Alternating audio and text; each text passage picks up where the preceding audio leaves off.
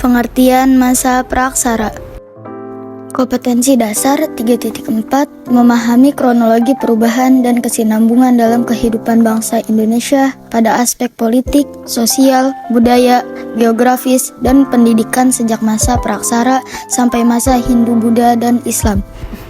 Tujuan pembelajaran yaitu menganalisis kehidupan manusia pada masa praaksara. Masa praaksara. Masa praaksara terbagi menjadi dua, yaitu geologis dan arkeologis. Zaman geologis yaitu zaman arkaikum, zaman paleozoikum, zaman mesozoikum, dan zaman neozoikum. Zaman arkaikum yaitu kulit bumi panas sekali, zaman paleozoikum yaitu sudah ada kehidupan, zaman mesozoikum adanya reptil raksasa, dan zaman neozoikum adanya zaman hidup baru sampai kini. Masa praaksara arkeologis yaitu zaman batu dan zaman logam. Zaman batu menggunakan batu dan zaman logam menggunakan logam.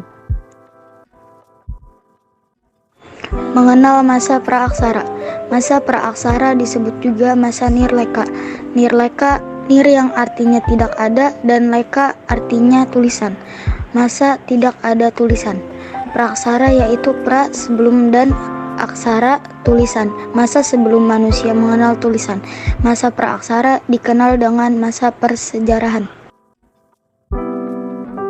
Zaman praaksara berdasarkan geologi. Zaman ini terbagi menjadi 4 zaman, yaitu zaman arkaikum. Zaman ini terjadi selama 4,5 sampai 2,5 miliar tahun lalu. Zaman paleozoikum. Zaman ini terjadi selama 2,5 sampai 245 juta tahun lalu.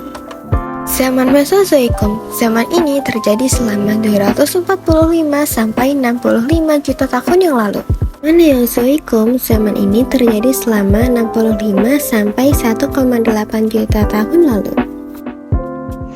Zaman arkaikum yaitu zaman ini merupakan zaman tertua. Kira-kira berlangsung selama 2.500 juta tahun, di mana zaman arkaikum bumi belum stabil. Kulit bumi masih dalam proses pembentukan, udara di bumi masih sangat panas, sehingga pada zaman ini belum terdapat kehidupan. Zaman paleozoikum. Zaman ini berlangsung kira-kira 340 juta tahun.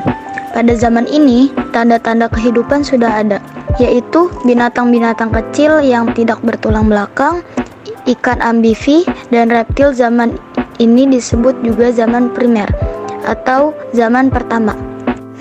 Zaman mesozoikum. Zaman ini berlangsung kira-kira 140 juta tahun. Masa ini kehidupan semakin berkembang. Jumlah jenis ikan, amfibi, dan reptil yang masih hidup pada zaman ini ialah dinosaurus dan berbagai jenis burung. Zaman ini disebut dengan zaman sekunder atau kedua dari zaman reptil.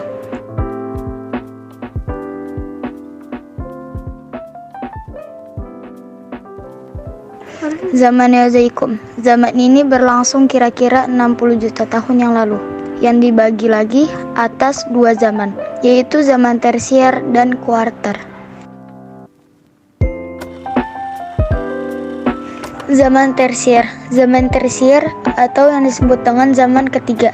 Pada masa ini, hewan bertulang belakang yang termasuk jenis mamalia atau hewan menyusui berkembang. Jenis hewan menyusui yang berkembang masa ini yaitu primasa. Hewan jenis primasa antara lain kukang, monyet, kera, dan kera manusia. Zaman kuarter. Zaman kuarter atau yang disebut dengan zaman keempat. Zaman ini berlangsung kira-kira 600.000 tahun yang lalu. Terdapat 2 zaman, yaitu zaman Pleistosen. Ini suhu panas bumi tidak stabil. Zaman Pleistosen mengalami beberapa fase, yaitu fase Pleistosen awal, tengah, dan akhir. Zaman setelah zaman Pleistosen berakhir ialah zaman Holosen. Zaman Holosen ini berlangsung kira-kira 20.000 tahun yang lalu dan berlangsung sampai sekarang. Beberapa fosil manusia praaksara yang telah ditemukan di wilayah Indonesia yaitu Meganthropus paleojavanicus, Pithecanthropus erectus, Pithecanthropus mojokertensis, Homo soloensis, Homo ajacensis, dan Homo floresiensis. Meganthropus paleojavanicus. Pada tahun 1941, von Koenigswald juga melakukan penelitian di dekat desa Sangiran, sebelah utara Surakarta. Di tempat tersebut, ia menemukan fosil berupa tulang rahang yang berukuran lebih besar dan lebih kuat dari tulang rahang Pithecanthropus. Oleh karena fosil temuannya ini memiliki ukuran lebih besar dari jenis Pithecanthropus lainnya, ia menamainya Meganthropus paleojavanicus atau yang disebut juga dengan mega besar. Pithecanthropus erectus, manusia kera yang berjalan tegak, adalah jenis manusia praaksara yang hidup di Pulau Jawa. Pithecanthropus erectus diperkirakan hidup di sekitar 1,5 juta tahun yang lalu. Fosil ini ditemukan oleh Eugene Du Bois pada tahun 1890 di daerah Trinil, sebuah desa pinggir Bengawan Solo, tak jauh dari Ngawi atau Madiun, Jawa Timur. Du Bois menempatkan Pithecanthropus erectus di antara manusia dan kera.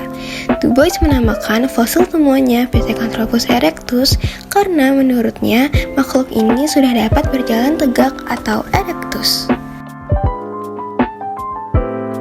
Pithecanthropus mojokertensis, manusia kera dari Mojokerto.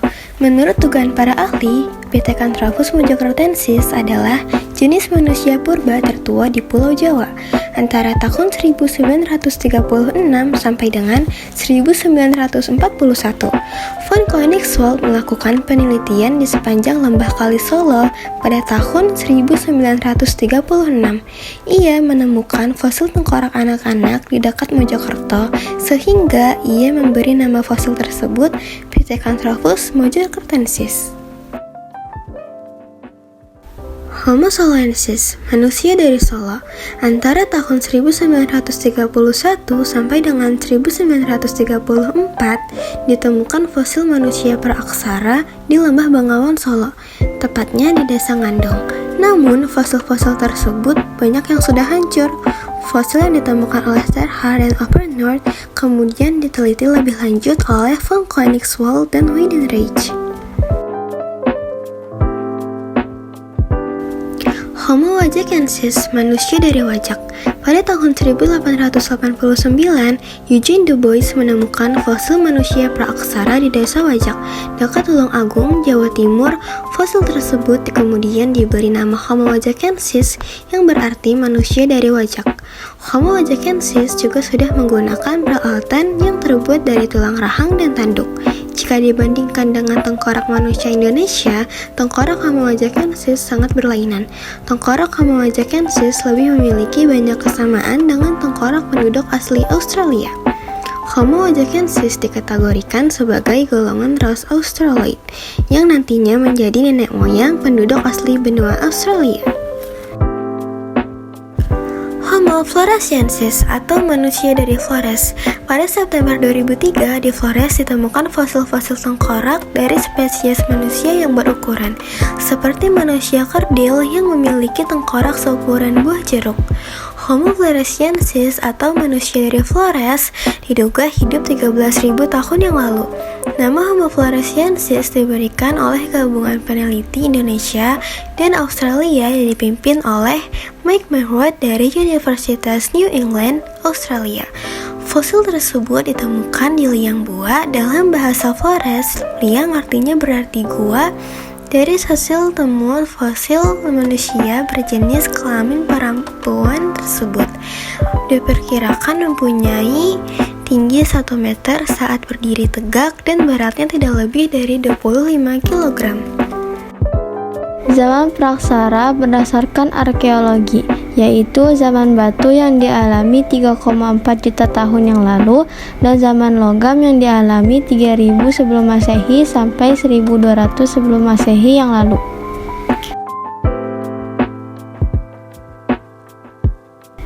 Di Indonesia, terutama di Pulau Jawa, para arkeolog telah banyak menemukan fosil tengkorak manusia serta peralatan yang digunakannya. Berikut ini beberapa peninggalan zaman praksara. Ada Nekara, Candrasa, Arka Perunggu, Moko, Bejana Perunggu, Kapak Persegi, Mata Panah. Arkeologi. Secara arkeologis, maka praksara dibedakan menjadi dua, yaitu zaman batu dan zaman logam. Zaman batu adalah zaman ketika sebagian besar perkakas penunjang kehidupan manusia terbuat dari batu.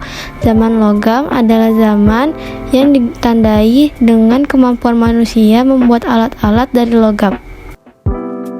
Ada 3 teori yang menjelaskan asal-usul nenek moyang bangsa Indonesia, yaitu A. Teori Afrika. Teori tersebut menyatakan bahwa nenek moyang bangsa Indonesia berasal dari Afrika. Sejak tahun 200.000 sebelum Masehi hingga 60.000 sebelum Masehi, manusia atau Homo sapiens mulai menyebar ke seluruh Afrika.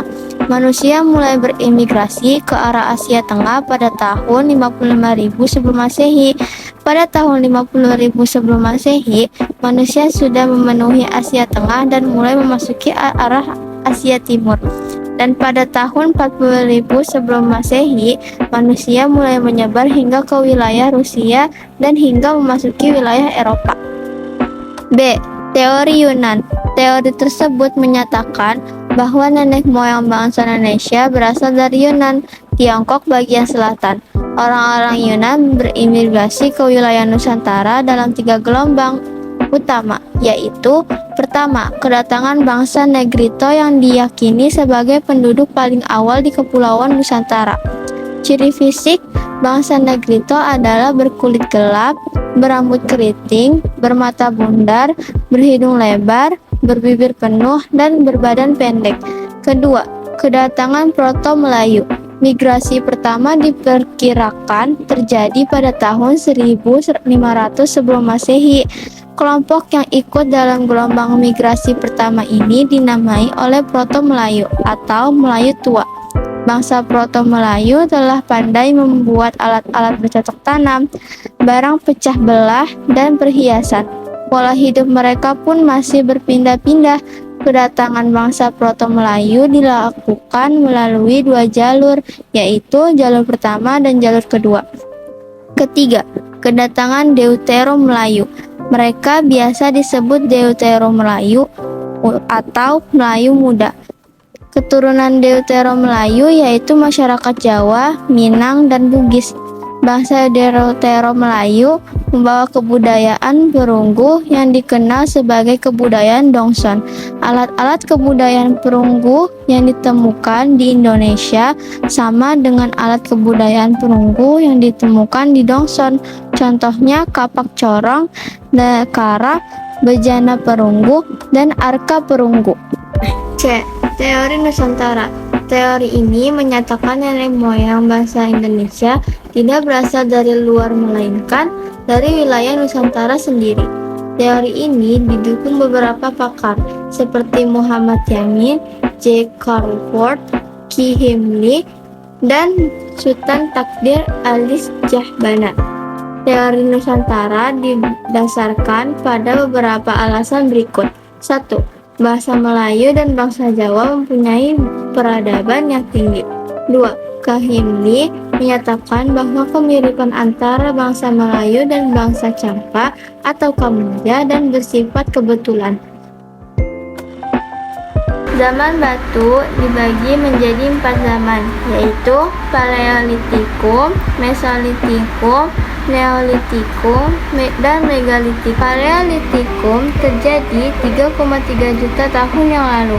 Zaman batu tua atau Paleolitikum atau Yunan, Palaios, Purba, dan Litos batu adalah zaman yang memiliki ciri khas berupa perkembangan alat-alat batu. Zaman ini mencakup sekitar 95% masa prasejarah teknologi manusia. 1. Zaman ini dimulai dari penggunaan alat batu pertama oleh hominin sekitar 3,3 juta tahun yang lalu hingga akhir Pleistosen sekitar 11.650 tahun yang lalu. 2. Zaman Paleolitikum digantikan oleh zaman Mesolitikum, walaupun masa transisinya berbeda di setiap wilayah. Mesolitikum terjadi 10.000 sampai 5.000 tahun sebelum Masehi. Zaman Mesolitikum merupakan zaman batu yang berlangsung antara periode Paleolitikum dan Neolitikum. Zaman Mesolitikum dikenal juga sebagai zaman batu tengah atau batu Madia. Periode Mesolitikum memiliki rentang waktu yang berbeda di berbagai belahan dunia. Begitu pula dengan hasil kebudayaan yang didapat bervariasi di berbagai wilayah. Neolitikum terjadi 10.000 tahun sebelum Masehi.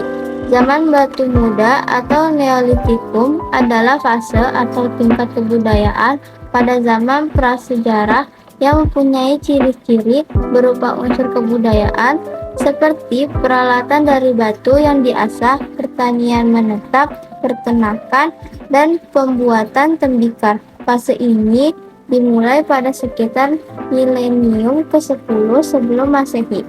Megalitik terjadi 3.500 sampai 1.000 tahun sebelum Masehi. Megalitik adalah batu besar yang digunakan untuk membangun struktur atau monumen. Megalitik menjadi tanda utama keberadaan tradisi megalitik, tradisi yang muncul di beberapa tempat di bumi. Zaman Tembaga terjadi pada 10.000 sampai 5.000 tahun sebelum Masehi. Pada zaman ini, manusia telah menemukan logam campuran yang sifatnya lebih keras dari tembaga, yaitu perunggu atau hasil percampuran antara tembaga dan timah. Hasil budaya terpenting dari zaman perunggu adalah kapak, corong, dan nekara. 1. Kapak corong adalah kapak yang ditemukan di berbagai wilayah di Indonesia seperti di Sumatera Selatan, Jawa, Bali, Sulawesi Tengah, Sulawesi Selatan, Pulau Selayar, dan Irian dekat Danau Sentani. 2. Nekara adalah semacam genderang yang bentuknya menyempit di bagian pinggang. Pada umumnya, nekara berukuran besar, sedangkan yang berukuran besar disebut moko. Nekara merupakan bukti kuat bahwa masyarakat pada masa itu telah mengenal sistem kepercayaan.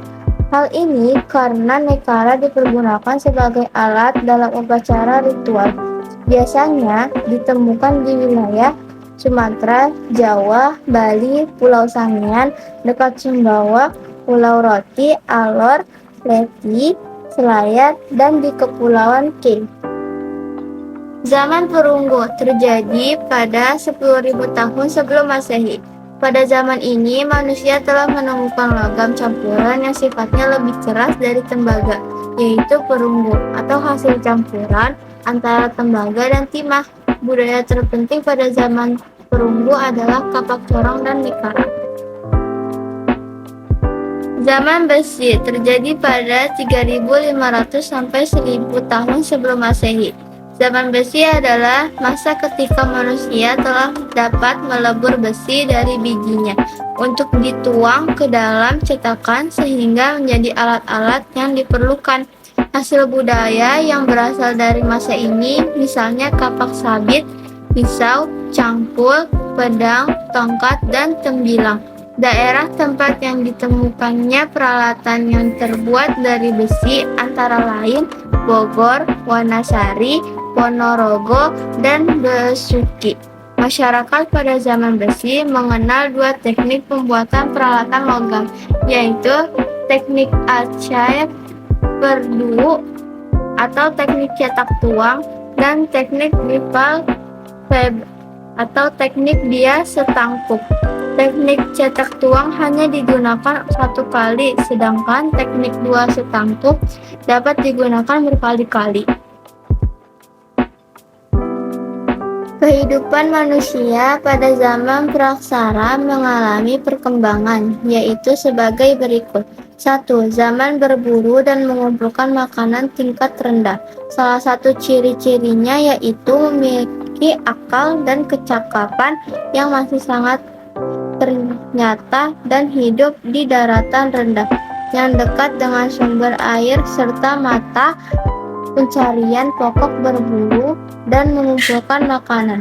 2. Zaman berburu dan mengumpulkan makanan tingkat lanjut. Salah satu ciri-cirinya yaitu bertempat tinggal di goa-goa, hidup berpindah tempat ketika ketersediaan makanan berkurang, dan berburu dengan menggunakan alat berulah kapak, batu, tongkat, dan tombak, kayu, dan telah menjangkau daerah yang cukup jauh. 3. Zaman bercocok tanam. Pada zaman ini telah terjadi perubahan pola hidup yang berdasarkan mulai dari mengumpulkan makanan menjadi penghasil makanan dengan cara bertani dan berternak. Salah satu ciri-ciri masyarakat tersebut adalah hidup menetap di daerah daratan rendah secara berkelompok dan susah memilih pemimpin dan mulai mengenal sistem kepercayaan terhadap roh nenek moyang dari kekuatan alam, serta alat-alat yang digunakan juga terbuat dari batu dan bahan lainnya yang telah diasah. 4. Zaman perundagian yang berasal dari kata undagi yang artinya tenaga ahli atau seorang yang memiliki keterampilan dan keahlian dalam kelakuan pekerjaan tertentu. Salah satu ciri-cirinya yaitu sudah mengenal teknik pengelolaan logam dan sudah membentuk kelompok kerja dalam bidang pertukangan. Masyarakat Indonesia pada masa praksara ditinjau dari aspek pendidikan. 1. Jika dilihat dari aspek pendidikan, pada masa praksara, pendidikan dilakukan secara lisan serta melalui observasi dan imitasi. Nenek moyang kita memiliki tradisi, kepercayaan, dan nilai-nilai praktik dan pengetahuan lokal yang disampaikan secara lisan dari generasi ke generasi. 2. Salah satu pengetahuan tradisional disampaikan, misalnya melalui cerita legenda, cerita rakyat, dan lain-lain. 3. Ketika manusia sudah mengenal pertanian, mereka mulai membentuk permukiman yang sifatnya permanen dan mereka mulai mengembangkan teknik pemeliharaan hewan dan menggunakan alat-alat logam. 4. Pemukiman pertanian, peternakan, dan peralatan logam membawa serta sistem pengetahuan dan keterampilan yang harus dipelajari dan diajarkan kepada setiap generasi baru. Masyarakat Indonesia pada masa praksara ditinjau dari aspek politik. 1. Ketika manusia memulai mengenal pertanian, mereka hidup menetap di dekat sumber air yang memunculkan kesadaran untuk membangun suatu aturan untuk mengatur kehidupan bersama. 2. Kelompok yang memulai menetap kemudian membentuk desa sederhana dengan pertanian sebagai basis utama perekonomiannya. Dalam struktur desa juga dibutuhkan orang yang bertugas untuk menjamin pelaksanaan aturan-aturan tersebut. Oleh karena itu, dari anggota kelompok mereka sendiri dipilih satu orang yang dinilai mempunyai kelebihan dibandingkan yang lain untuk menjadi pemimpin. Kelebihan tersebut misalnya dalam hal kekuatan secara fisik, kewibawaan, dan kemampuan menyelesaikan masalah. Pemimpin inilah yang lazim disebut sebagai primus inter pares, atau yang pertama di antara yang sama. Kesimpulannya, masa praksara adalah sebuah masa di mana manusia belum mengenal tulisan. Masa ini ditandai dengan manusia yang masih menggunakan batu dan logam sebagai teknologinya kala itu.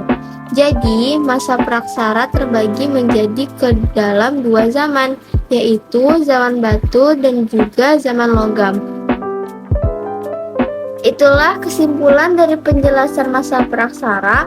Sekian presentasi dari kami kelas 23. Diharapkan ilmu yang kami bagikan dapat menjadi bekal yang berguna di masa depan. Terima kasih kepada para hadirin semua atas perhatian dan partisipasinya. Dengan demikian, kami mengakhiri sesi presentasi hari ini. And thank you for watching.